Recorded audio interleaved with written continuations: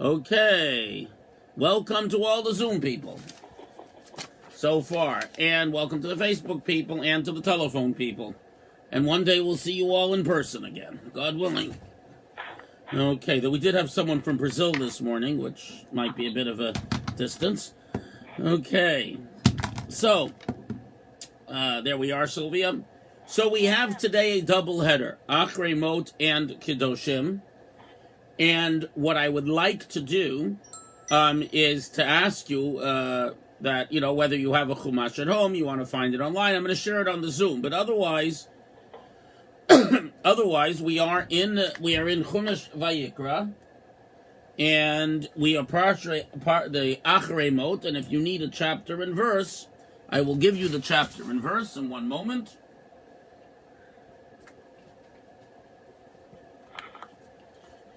There we are. Crusty Tanakh. Okay, so the chapter and verse is beginning from chapter 16 at the beginning, and we go through two Sidrot, two Parshiot, Achrei Mot and Kadoshim, so that will take us right through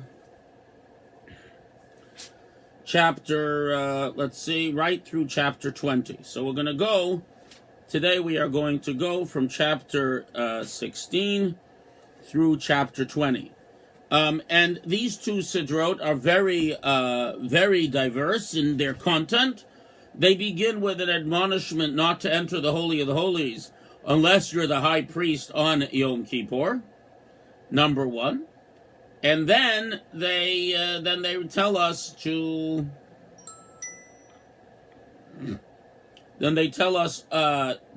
the rules of Yom Kippur and the service in the temple, the holiest day of the year. Then we move on to all the idolatrous, incestuous, and other forbidden relationships that unlike the Canaanites and Egyptians who mixed all those things together, idolatry and all kinds of inappropriate relationships, we are meant to be holy, which means to say to separate ourselves from idolatry, from inappropriate relationships, and so on and so forth.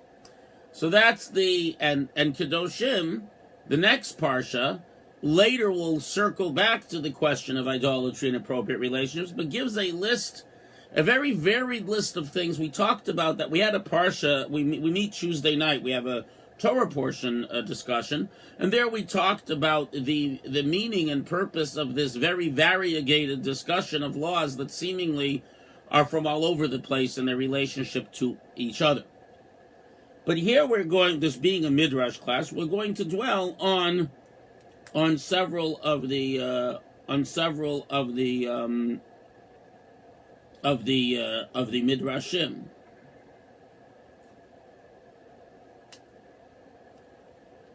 So,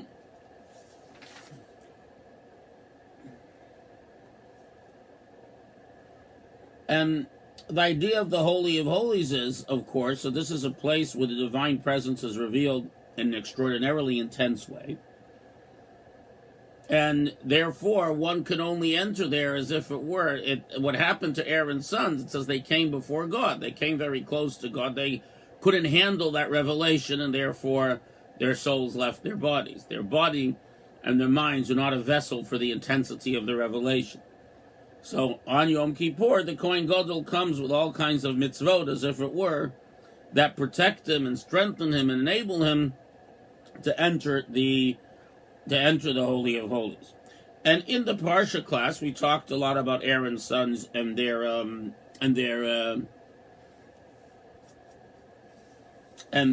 error and so on. So we're not going to dwell on this here. So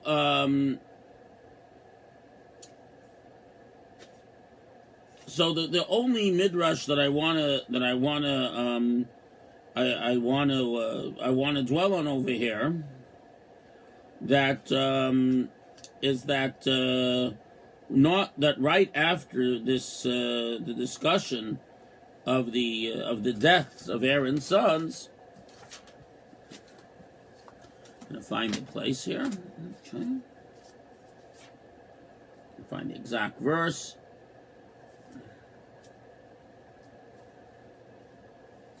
Here. So, right after Aaron's sons died, Aaron was told not to drink wine and enter the temple. So, one of the reasons given for their death was that they had been intoxicated. Now, and the concept is that intoxication of various types can be used to transcend one's ordinary experience. So we're telling Aaron that when you enter the Holy of Holies, you have to enter as you are. Any attempt to chemically alter your situation is not a good thing, because you need to be able to enter there as you are. And this is the connection that the Midrash makes. From there, I'm going to move on to some of the statements in right at the end of Achremot, in chapter 17. I'm sorry, not chapter 17. The Midrash has a different order of things. Just one moment.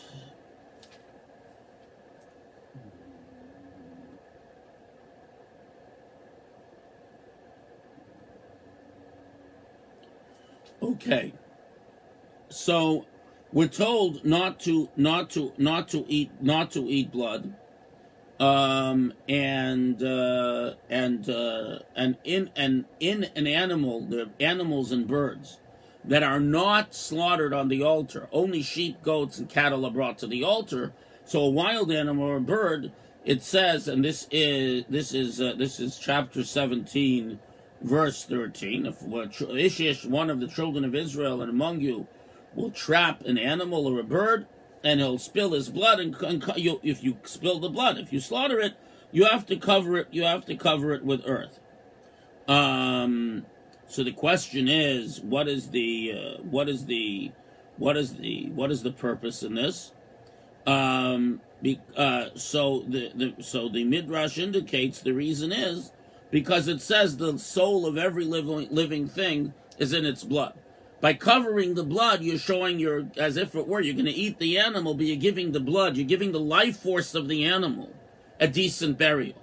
You're showing your respect for the fact that God gave life to this animal, the fact that this animal effectively gave its life to feed you, and that life had a meaning. And even though you can eat the meat or the chicken, you expressed your respect. So with the animals, like the cattle and the sheep and the goat, that when the temple was standing was brought as an offering, and the blood was sprinkled on the altar. So collectively, the blood that is an important part of the ritual, the respect we express to the blood as a holy object, demonstrate your respect for the life that God made, for the animal, and your appreciation for God's gift. But in animals whose blood is never sprinkled on the altar, so there we need to show that we respect the life, that we have a certain, shall we say, sadness at taking the life, though it's permitted and not a wrong thing. And we understand that this creature had a life and this creature had a purpose. And it's to remind us, it says in the Talmud, that an ignoramus should not eat meat. In other words, an ignoramus doesn't mean someone who doesn't know stuff merely. It means someone, an am haaretz, a person of the earth, a person who sort of her whole life is bound up in the earth. They never look skyward. So a person who's totally caught up in their physical pleasures has no business eating meat, because if all you do is eat, drink, sleep, and procreate, you're no different than the animal. So you're a cannibal. Who gave you a right to eat the animal? If you're a person, you take the energy of the animal and you elevate it by acts of mitzvot between you and God and you and your fellow man, and you study Torah and you contemplate the heavens as if, or you contemplate spirituality, so then that energy has been absorbed and elevated. But the first step is to appreciate, as if it were, the sacrifice that the animal has made to give you strength and energy and so on and so forth. And to show respect both to God and to the creature. So either the blood of some of that species gets sprinkled on the altar, which is an act of service and worship and demonstrates your respect for the creature you're bringing as a sacrifice, or where no sacrifice is brought, as the Torah says, the wild animal and the bird, you have to show, one, that, and by the act of showing respect and doing the mitzvah of covering the blood, you also demonstrate a mindfulness that the energy you get from this animal, you're going to use it to elevate and do something higher and loftier and greater. Because otherwise, eating the animal is sheer cannibalism. Because you're not committed to being the animal eats, drinks, and sleeps and procreates, and you eat, sleep, so what's the difference? And again, many of the laws of the Torah, though every law we have, we do it because God gave it to us and there are reasons beyond us. There's also a lesson in every law of the Torah. And in that context, there's a famous story. So, the Baal Shem Tov, the founder of Hasidism, was a hidden tzaddik for the first years of his life. He only revealed himself as a teacher at the age of 36. So apparently, if you sift together all the stories of his early life and you find the ones that match so you know which ones are authentic, you'll discover that the process went in stages. First, he disguised himself as a simple laborer, and he used to go collect sand from sand pits. People had dirt floors, so before Shabbat, they'd sprinkle nice dry sand on the floor. So he dragged sand, very basic menial, and really hid his light under a bushel. Later, he did some teaching, and later, right before, apparently, he revealed himself, he became a shochet, a ritual slaughterer. Now, a shochet has to be pious, has to have a degree of learning. He's not necessarily the biggest scholar around, but you have to know quite a bit. You have to be a pious person. So by now, the Baal Shem Tov is not hiding as a simple, unlettered laborer. He's hiding as a pious, learned person, but of course not his true self, of his amazing scholarship and spirituality and so on. So at this point in his development, he was a shochet in a small town. Later he left, and then he went and revealed himself as the Baal Shem Tov and gathered students around him. And for a while, I don't know how long, there was no shochet, no ritual slaughterer. Because as you know, kosher meat needs to be prepared by slaughtering it in a very specific way with a very smooth knife. There are a lot of very complicated laws involved. One of the purposes is that it's actually an extremely humane process. Anyone has questions about this, you can talk to me later. Contact me any way you want. But at any rate, the and part of this, and part of it is, the sense, of as we talked about with covering the blood, of respect for the animal whose life you're taking as if it were to give you life. At any rate, this new shochet came to town, to the village, sometime after the Baal Shem Tov left. And the next morning, they began slaughtering early Friday morning. They had no refrigeration, so people typically had meat or chicken only on Shabbat, so they would slaughter for Shabbat. So early in the morning, the non-Jew, we'll call him Ivan, who was the assistant in the town slaughterhouse. He was sort of a jack of all trades for the Jewish community, did synagogue maintenance and helped out in the slaughterhouse and so on, the graveyard. So the jack of all trades, the Ivan of all trades, comes to the door of the rabbi. He knocks on the door of the village rabbi. And the rabbi says, Ivan, what's wrong? He says, I got to tell you, Rabbi, this new shochet, this new ritual slaughter you got, he's no good. Really? I mean, I know you've been around the Jewish community for a long time, but I didn't know you've become a scholar of Jewish kosher law. He says, look, Srul, that's what they called him. The Baal Shem Tov's name was Yisroel, but for whatever the reason, many of the local peasants he came into contact with, they called him for short Srul. So he said, just like today we call a Yisroel Sruli. So he said, Srul, he's doing it wrong, because I watched Srul. Apparently, before Baal Shem Tov came, Rabbi Yisroel came, there was no shochet there. So this is the first shochet he knew. So he said, I used to watch Srul. And Srul, when he would sharpen the knife. Now, the way to sharpen a knife, typically speaking, because the knife has to be perfectly smooth, after the original sharpening, you have to use a whetstone, a stone that you literally wet. And that makes for less abrasion, so it takes longer, but it makes for a very smooth blade.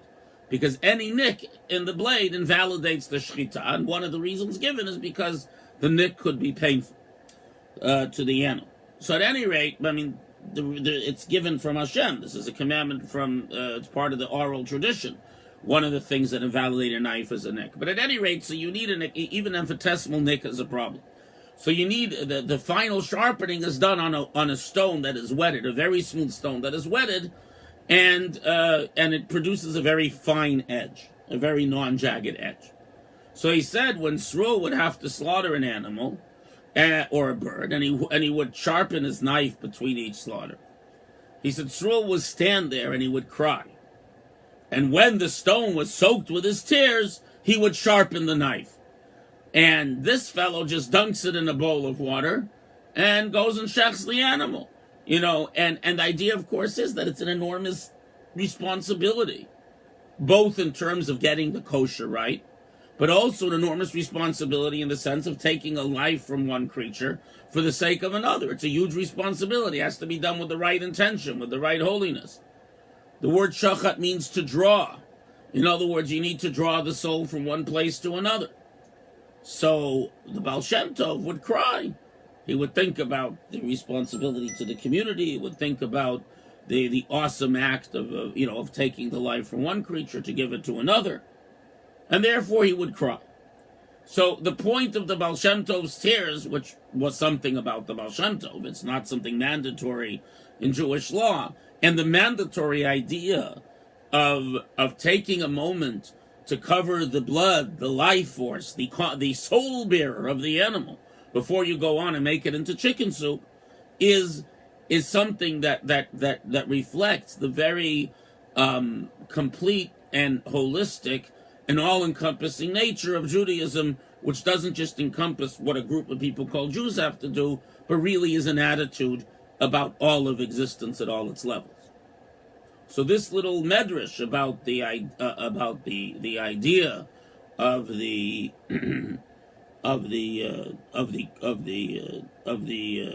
concept of the elaboration on the concept of the soul being in the blood is an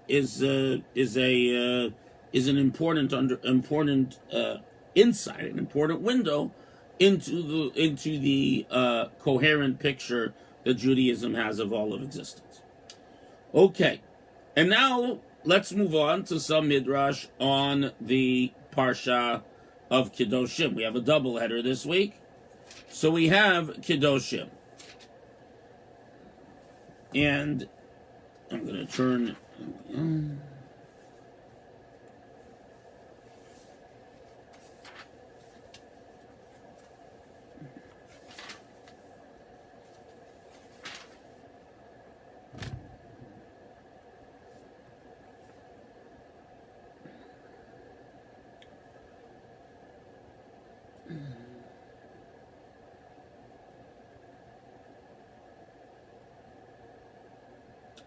Okay.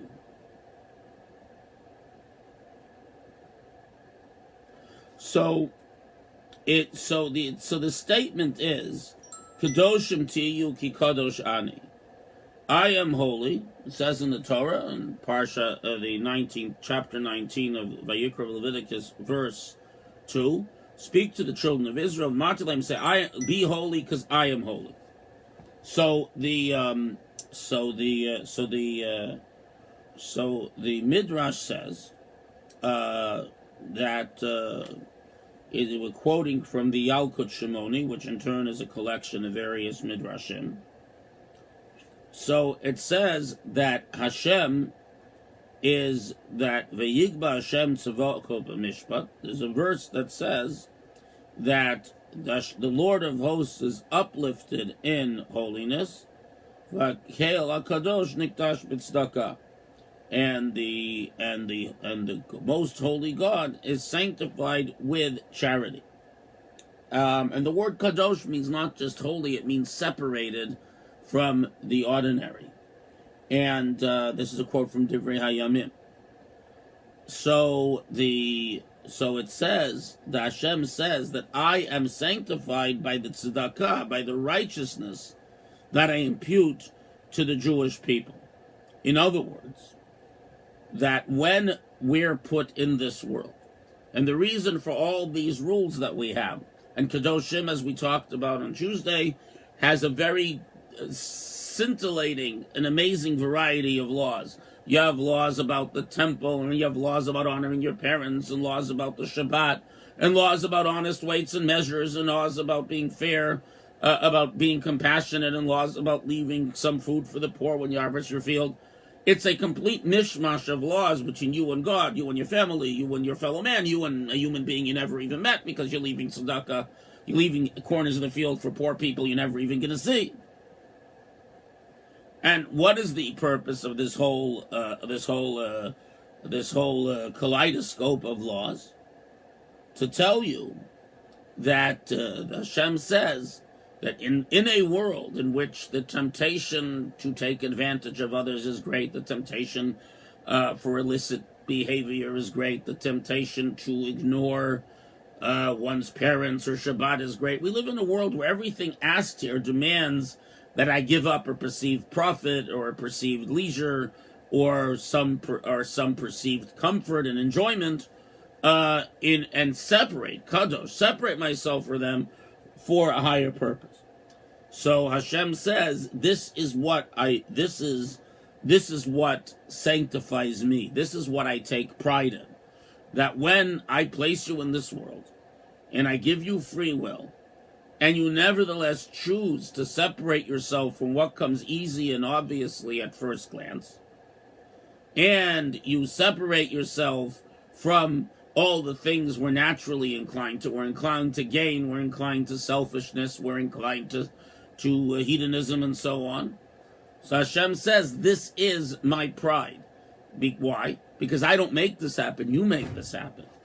And when you separate yourself from that which you could easily not, this as if it were, gives me pride in the creation of the world, gives me justification for creating the world. And so one of the very and this is the highest praise. Kedusha is the highest praise. Why? Because Kedusha doesn't mean just separating yourself from the wrong. To separate also means elevating the right. So when a person lives with Kedusha, so then the money you do earn honestly, that is holy. The meals that I eat that are honestly acquired and that follow the laws of kashrut and holiness, those are elevated. Those become godly. Kadoshim tiyu ki kadosh ani, be holy, because I'm holy, means to say that we, as if it were, reflect the divine in our choice not to accept the ordinary as ordinary, but to lift ourselves up.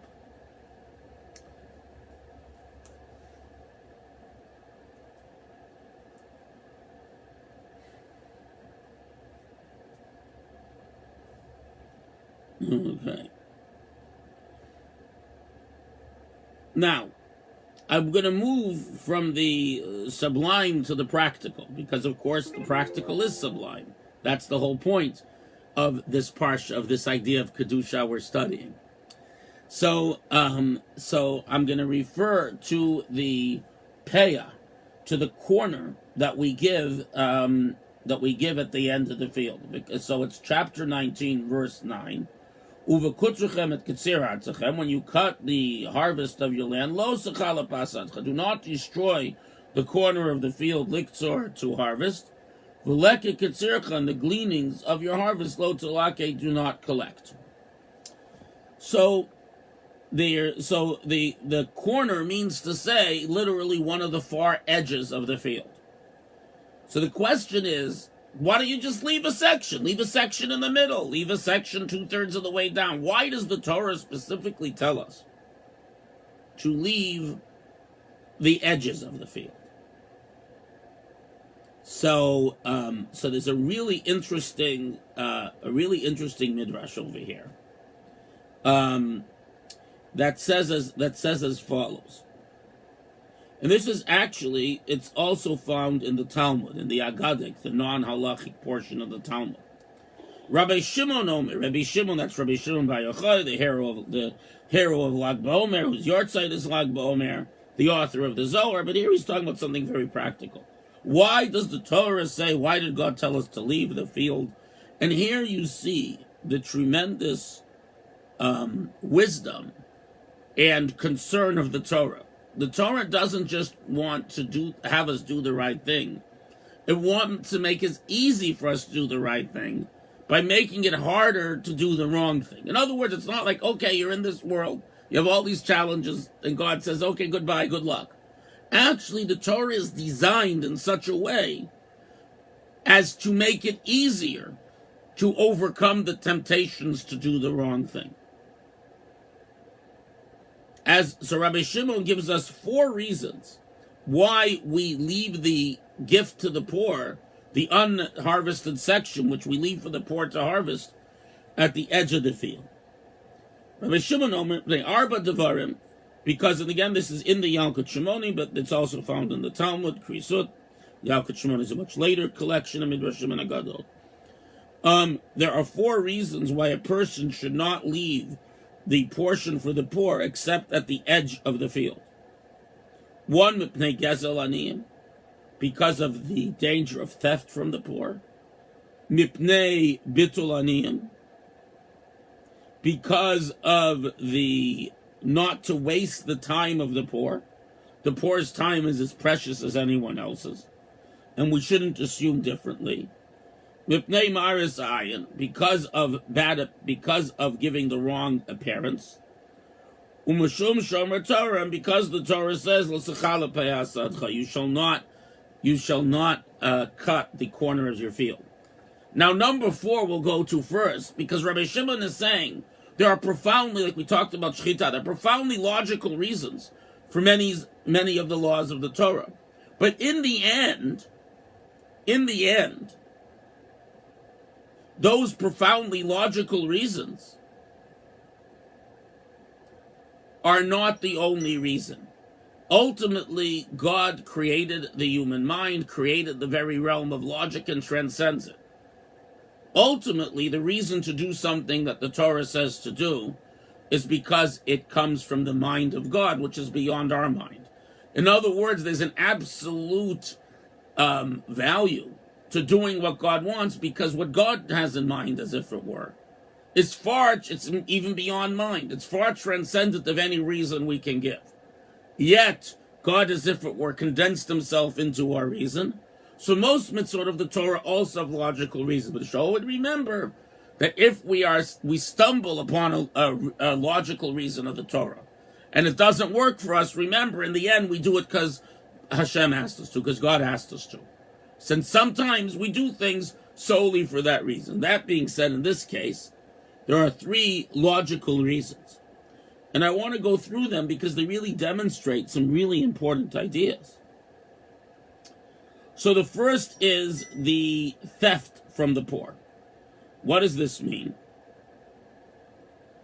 Because the danger is that if you get to choose which part of your field, you'll choose the poorest, least fat kernels of grain or whatever to leave for the poor.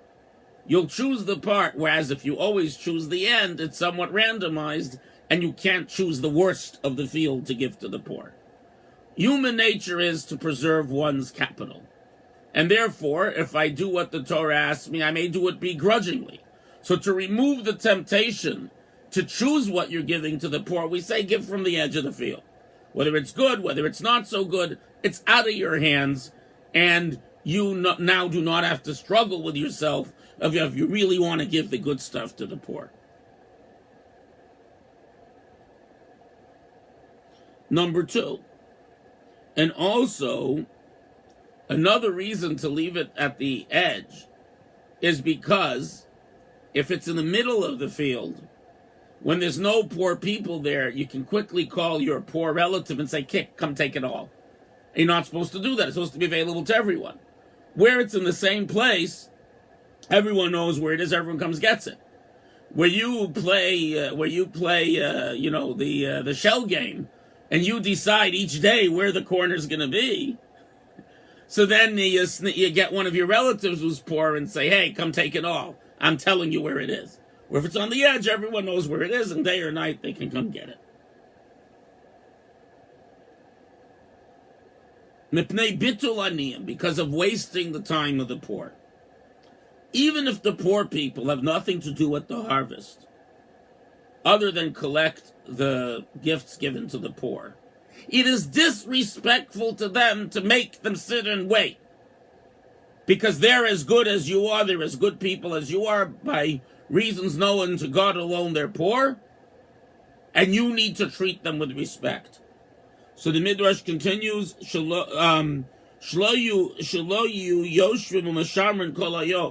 if you're harvesting and they don't, and you can give the payah anywhere, so the poor people have to sit there and say, "Oh, now he's going to give payah, now he's going to give payah," and they have to wait with bated breath. When is he going to leave a portion? Whereas here, you come to the edge of the field and you leave the strip of crops undone. They know that's where it is. So they know if it takes you 6 hours to harvest the field, they know they can come in 6 hours and you'll be done, and they can take from where it is. If you can put it anywhere in the middle you want, they have to stand there and wait. And that's not fair to them. It's disrespectful to them. Tomorrow you could be in that situation. And what they're taking is not your gift to them. It's God's gift to them. God gave you a good harvest. He's giving the poor from that harvest. So there's I believe this midrash is really important, because it's not enough to give. You have to show the respect and sense of equality with the person who just happens to need something because they happen to be poor. It doesn't make them a worse person. It doesn't make them a less worthy person. So first is to enable the poor to get what's second, to show you that they shouldn't have to sit and wait around like beggars. So, Rabbi. Yes, Sylvia. This portion, when we were no longer completely agricultural. Yeah. Do the laws of tzedakah, kind of general tzedakah? Yes, right. So Sylvia, my phone study partner here, raised the question: do these laws relate to the laws of tzedakah today? Because we're primarily not agriculture, we primarily don't live in Israel. So the answer is yes. As a matter of fact, Maimonides in the law puts the laws of tzedakah, regular charity, in with the laws of the agricultural gifts to the poor. And yes, the same way Maimonides discusses this, the same way that you have to show respect and uphold the dignity of the poor in the giving of the strip of uncut crops you give to the poor, the payah, the same as when you're giving tzedakah. It has to be with dignity and with respect and with lifting the person up and not making them feel, as they say in English, like a schnorrer, like a beggar. Exactly true. In other words, and this is why Rabbi Shimon says this, since Rabbi Shimon here is talking about meta values of the Torah, we're able to take these values that we extract from the law of a payah and apply it to all times when we give and we help someone else. It's exactly Rabbi Shimon's point, that the law of payah is because God said to. But the lessons from payah apply to all our interactions with those less fortunate than ourselves.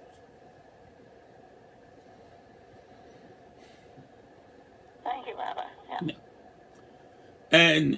And secondly,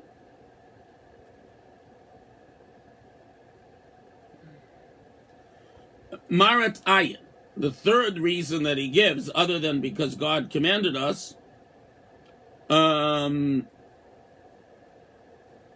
is the idea of Marat Ayin. Marat Ayin means giving bad appearances. To do something that appears you're doing something wrong, even if you're not doing something wrong. So in this case, it's really interesting. What happens is like this. If we don't have a fixed part of the field, one of the edges of the field, to leave uncut, so I'll walk by, I'll see a field, and I'll say, I don't see any edges. The owner didn't give payah. Why is that a problem? One, because we're not allowed to allow people to think ill of others. But you're also a person, you're not allowed to let people think ill of yourself. You're not allowed to cause as if it were ill feeling, and secondly, the other problem with Maratayan is that if I pass your field, and you're a very important and pious person in the community, and you don't give, and I think you didn't give payah, well, if Mr. Super Righteous or Mrs. Super Righteous didn't give payah, why should I? So there's tremendous danger to giving the wrong appearance. And because there's a tremendous danger to giving a wrong appearance, I therefore have to make sure that everyone can look and see that I left payah. Because since payah is always on one of the edges of the field, I look at the field, I quickly see if there's an edge left uncut. Okay, so here you see the interplay of multiple values in one mitzvah.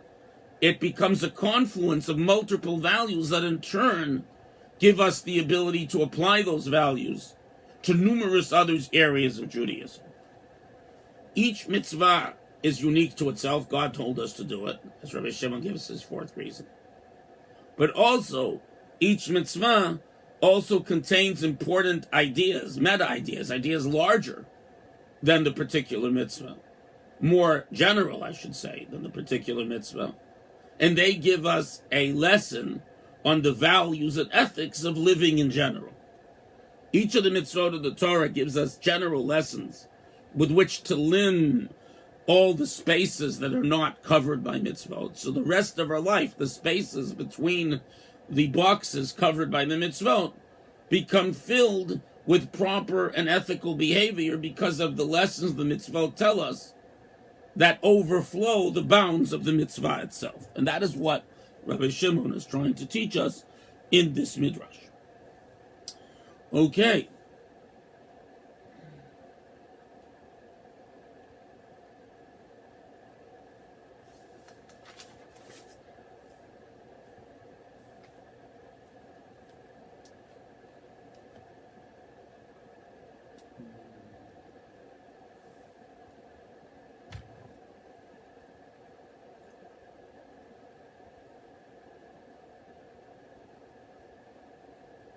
Now here's a very interesting midrash in an entirely different different context. And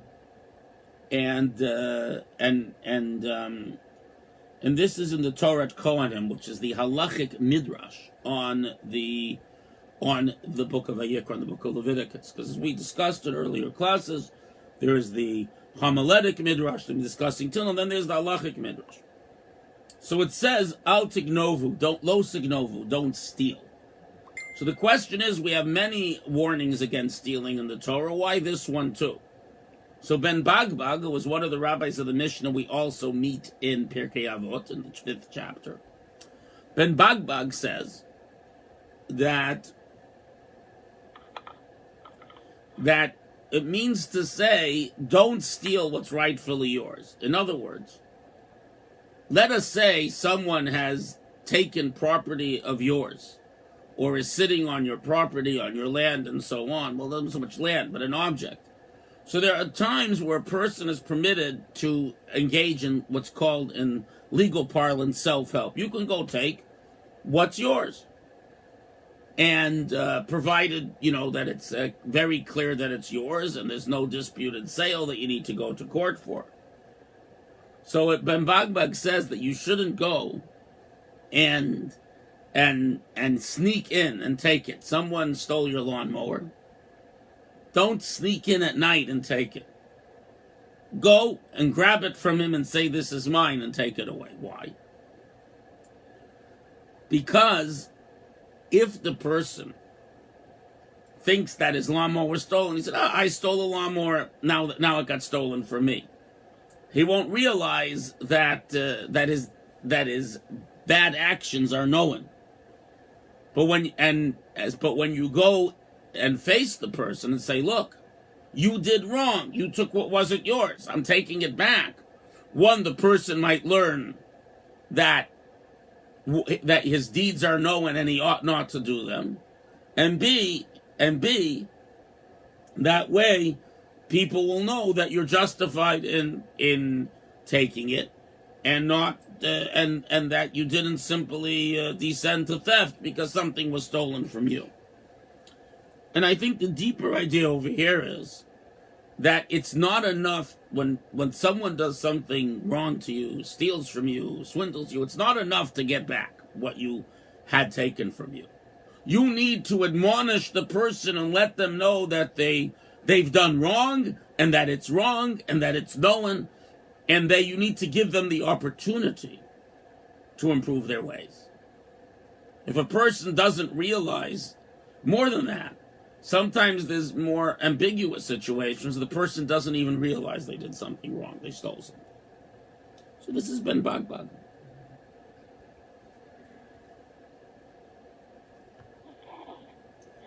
Now, the next thing we come by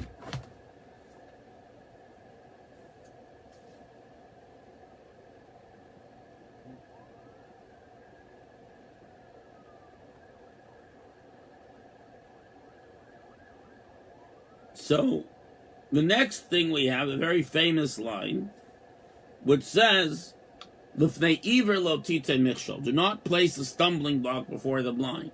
Now, tripping blind people is assault and battery. We learned about that already. But rather, "L'fnei iver lo titei michshol," says the Medrash, it means to say, don't give a person advice that isn't good for him. In other words, let's say someone says, should I sell my field and buy a donkey? And you want to buy the field. So you advise him to buy the donkey, so you can advise us. Now, it may be that it's a fair deal, but still, you gave that person advice with an ulterior motive. He is blind to your ulterior motive. So don't place a stumbling block before the blind. Don't advise someone or claim to help them when you have an ulterior motive you don't reveal. Reveal the ulterior motive is fine. Because we are all blind to something. And it goes on to say, the same thing applies to the idea of someone who is blinded by their own weakness. A Nazirite, who we'll meet later in the book of Bamidbar, swears for a period of time not to drink wine because maybe the person has had a problem with wine. He or she has misbehaved when they drunk wine. They have a weakness for wine that they're trying to overcome with this oath. So it says, don't hand a cup of wine to a Nazirite. Say, look, he could drink it and not drink it. She could drink it. I didn't make her drink it. No. That person has a weakness, a blind spot. Don't facilitate their temptation. Don't place a stumbling block before the blind. Even though people have free will. If you know someone has a weakness, don't do anything that facilitates that weakness.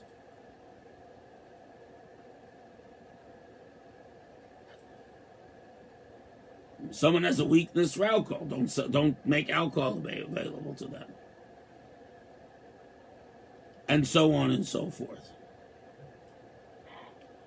Rabbi, we don't assume the Nazirite has the weakness for wine, because isn't that true? We can't make that assumption. I'm sorry, Sylvia. We make an assumption the Nazirite has a weakness for wine because one of the rules of the Nazirite is to stay away from wine.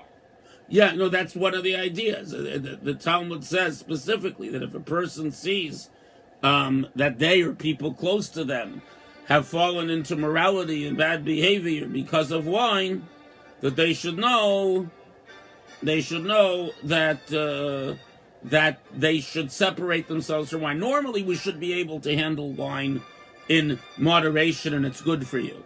But if someone has a weakness and moderation doesn't work, like we know about many people who are inclined to alcoholism, so then they need to keep away completely. And the vow of the Nazirite is one of the ways of both separating from wine And by keeping away from ritual impurity, they also sanctify themselves and give themselves an added measure of spirit of holiness.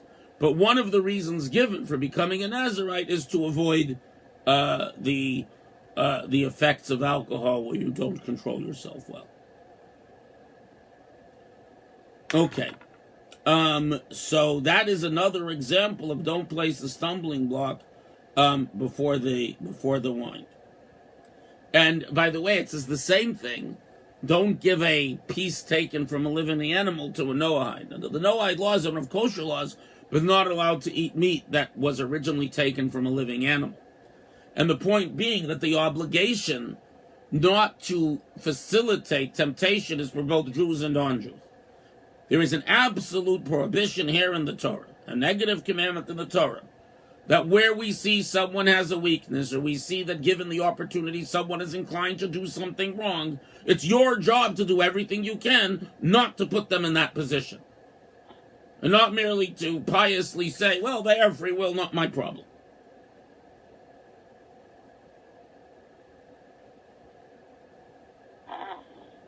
You know, it applies to a lot of things, you know. A person can say, well, what I did was legally okay, but I knew that person was going to be drunk, or I knew that that person was never near a farm in his life, bought 10,000 pounds of fertilizer. I didn't know he was going to make a bomb. Well, you know, clearly there's something wrong here. I mean, that's already endangering someone's life. But, you know, before they put restrictions, the guy who buys up all the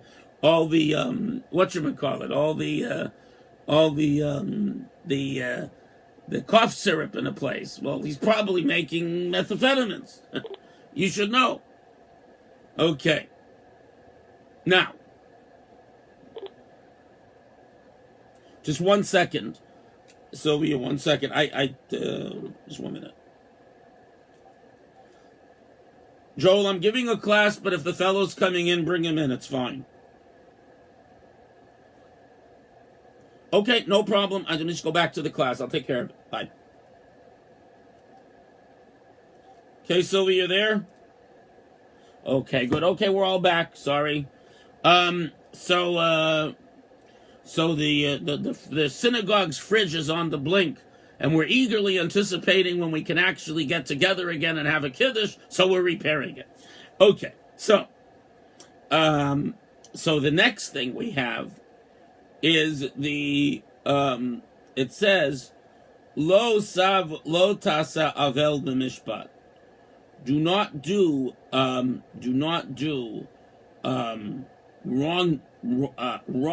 Do not do evil, even though avel doesn't mean evil. Avel means wrongdoing, injustice.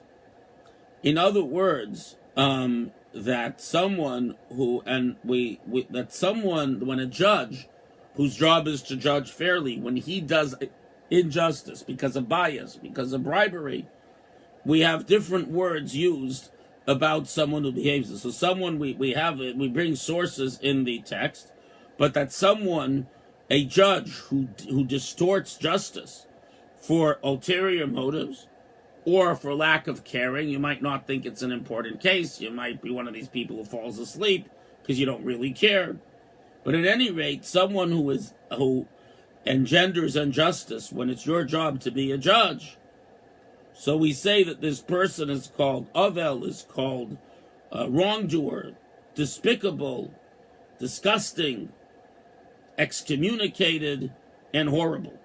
You can translate the words as you want. And it says that someone, even on a small monetary case, anyone, when you come to this person for justice, you give twisted, distorted justice because of prejudice, because of bribery, whatever it is, because of willful ignorance. You make the land impure. You profane the name of heaven because you're judging in the name of the Torah. You cause the divine presence to leave the Jewish people, and you cause the Jewish people to fall in war, and you cause them ultimately exile. In other words, when injustice becomes a commodity, when you're able to get a judge to be unjust, first of all, it creates a state of spiritual downfall. Then creates a rot, which means that the Jewish people do not have God with them when they go to war, and in the end it brings to exile, because when they're no longer worthy of being on the land, because the land is sanctified by impartial, fair justice, and when every single person cannot get justice, when justice is given only to some or only to the highest bidder, or people don't take the need to look at each case very carefully and thereby despise those who come before them, you create a rot. You create a state of despising and a state of moral anarchy that ultimately leads to the destruction of the community. The most important ingredient holding everyone together is, as we say in Ausleis in the Torah, do not favor the poor, do not favor the rich. Everyone gets a fair shake when it comes to justice. Everyone gets the same justice. Everyone has access to the same justice. One of the reasons why Jewish law doesn't have lawyers. Everyone gets the same access to impartial and fair justice. The moment that someone is locked out of receiving justice, the moment someone it gets less attention than someone else, all the more so where bribery works, at that moment, the whole structure of society, because where there's no justice between people, there's no respect between people, and then there's also no respect for God. It all comes together. So the thing that unravels and destroys all of Judaism, all of any human society, is the perversion of justice, of the system of justice, of courts and so on, of government, for some purpose other than to treat everyone fairly. And this midrash is something we have seen carried out again and again throughout society. The first thing every totalitarian regime does is to destroy justice and make justice part of its apparatus for suppression and so on. But even more than that, in a society where some people have access to better justice than others, and some people don't, at that moment the compact, and it goes back to the idea that Hashem created one man and one woman, and all of humanity, therefore, is an Adam and an Eve, and entitled to that basic respect. And when there are disputes between different Adam and Eves, they all need to be treated the same.